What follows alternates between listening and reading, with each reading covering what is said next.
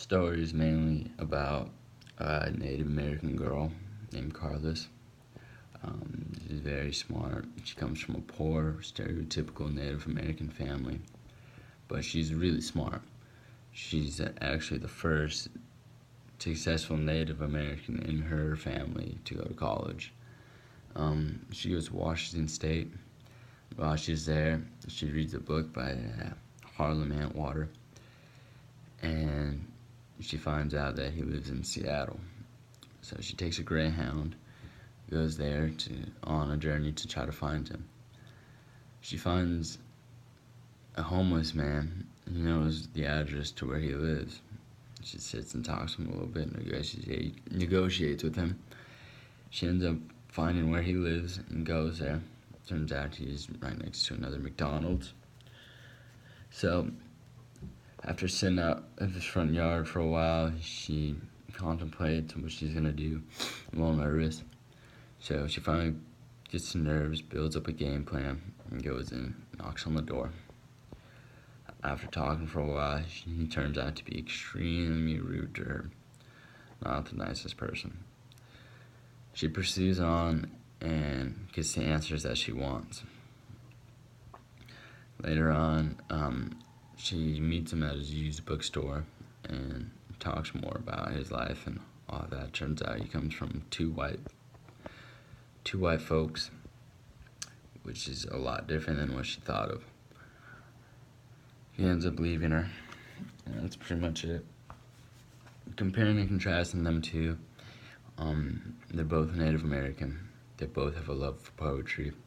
They both come from a shunned background. Pretty much they didn't live how a typical Native American should live. One's an author, one's a college student, so they pretty much got shunned out. Like, they both are outcasts now. So they could probably build off one another. So, I mean, a lost soul to me is someone who's just roaming around, hasn't really found their purpose in life, or doesn't know their purpose yet.